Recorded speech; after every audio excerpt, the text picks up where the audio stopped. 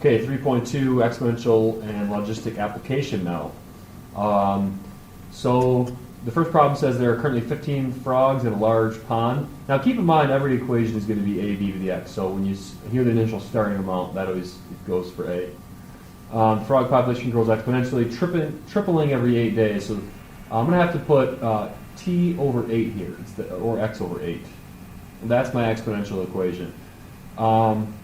That might seem weird, but basically I know that if I stick in 8 right here for t, this exponent has to be a 1 because I need to have 15 times 3. So when I stick in 8, I need to have that be 8 over 8, which gives you 1, so you're just tripling the population.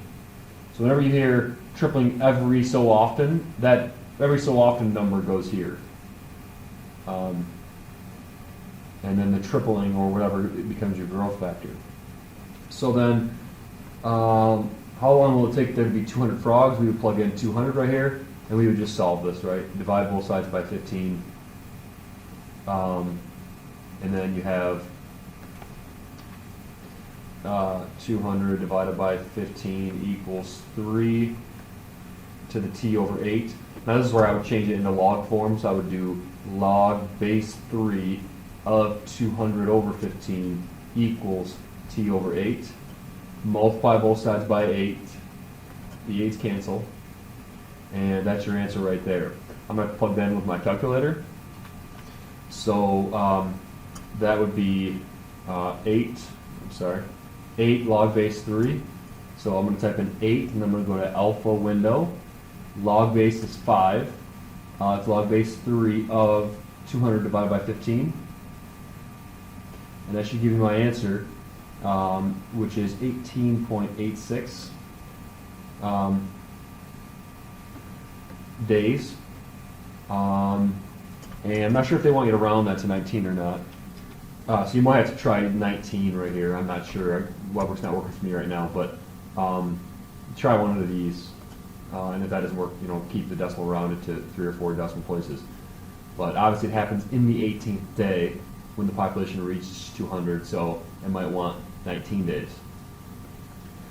Okay, so then the next problem is the same thing, only now it wants to know the time it takes for 1,700 frogs, so you plug in 1,700. And everything else, it stays the same. The process it takes to solve this stays the same, so you can just type this into your calculator then. I think you can go up and even grab this and go back and change this to 1,700. You're going to have to insert another 0. But that should do it 34.45 days. And like I said, I'm not sure if it wants to round it to 35 or not. Okay, the next problem says the Arizona Fish and Game Department has a lottery for elk tags in an effort to control the population. There are 2 proposed methods. One is to auction off 6% of the current population. Right away I can write a formula for that. Auctioning off 6% would be 1 minus 0.06 for your growth factor, or 0.94. So you're multiplied by 94% each time. So there's exponential equation for the first one. So A is exponential. And then the next one, auctions 7,500 tags regardless of the population. Well, that's linear. And we can start to write an equation for that because the slope is minus 7,550 plus some starting amount b, y equals mx plus b, where you're going down in population by 7,500 each year. So that's linear. So the first one is if you get rid of 94%, then what happens is you go down like this, and like this, and like this, and then eventually, it's exponential decay, so it looks more like that. The second situation, obviously, if you get rid of the same amount each year, that's linear. It's a straight line. All right, the next problem says the city had a population of 1,902 at the beginning of 1964. It's been growing at 5.6. So we're going to have, once again, y equals a b to the x, where our starting amount is, in this case, 1902. Our growth rate is 1 plus 0.056. We have to take that percentage and add it to 1, because 1 represents keeping the same amount. So we have to add that to 1. So there you go. T would be in years. This would give our equation of the number of people since 1964. So they want to know in 1997, well, it'd be 33 years later. You plug in 33 right there, and that should give you 11,484.7. And I don't know if they want that as a whole number or not. But that would be the answer for part A. And then they want to know when will the population reach 22 million and some change. So that would plug in 22 million here, and I would then solve for t. Okay, so we would divide both sides by 1902. And then you could simplify this as a decimal if you want, but if you do, it's 11593.16. You just want to be careful not to round. Equals 1.056 to the t. So I would change this into log form now. Log base 1.056 of 11,593.16 repeating gives you the answer. So I would pull up the calculator at this point and type that in. So we'll do alpha window, log base, which is 5, 1.056, and 11,593.16. And like I said, you want to be careful about rounding, so include some extra decimals there. That'd be 171.75 years later. And it wants to know during what year, so I would have to add that to 1964. I'd have to do 171.74 plus 1964, which would be 2,135.74. But it wants to know during what year, so if that happens during this year, you don't have to include the decimal at that point. During that year, about 75% of the year, 3/4 of the year goes by and it reaches that population, so it happens during that year. All right, the next problem says suppose the population doubling times 11 years. Once again, here's our exponential equation. Doubling is our growth factor, and it happens every 11 years. That goes in the bottom of the exponent, so that when we have 11 years, you get a 1 here, which would then double the population.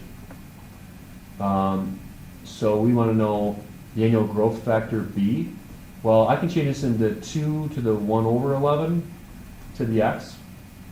And then your calculator, you can do 2 to the 1 over 11.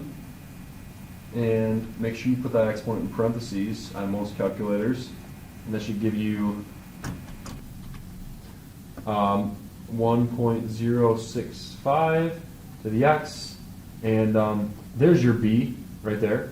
And then also you want your R. Well, this is really 1 plus 0.065 about. So there's your R, 6.5% is how you want to enter that in, or just 6.5. Okay, the next question then gives us a population increase from 20,000 to 24,000 over a 5-year period at a constant annual percent growth rate. We know the equation is y equals a b to the x, so we're going to use this. But actually, this responds by what percent of the population increase in total. So in total, you took 20,000 and you multiplied it by some percentage rate to get 24,000.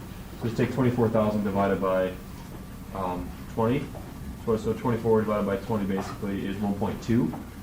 So we know that the percentage rate would be 20% then. 1.2 is really 1 plus r, actually. I should have put it here. So the rate is 20% increase. And then at what constant percentage rate growth of the population increase each year? I would need to use our formula for this then. You put 24,000 here, which I can just put 24, put 20 here. And this is 1 plus r to the t. So I would need to solve this in order to figure out the rate of growth each year, which was over a 5-year period, so I put a 5 here. Divide both sides by 20, and that's why I could just do 24 and 20 because the zeros would cancel. And then take the 1/5 power of both sides. If you do that, you get 1.037, so that'd be a 3.7% interest rate. And then continuous growth, we know that formula is y equals a e to the kt. We're looking for this r right here. So we know that basically we need to compare this to what we had a second ago, where the original was 20,000. And this is over a 5-year period. So we want to solve for this K value. Divide both sides by 20,000. You get this. Take the natural log of both sides. And you get 5 times K equals natural log of 24 over 20. Divide both sides by 5. And this gives you K equals 0.03646. So we're going to move the decimal place over 2 and do 3.6 then.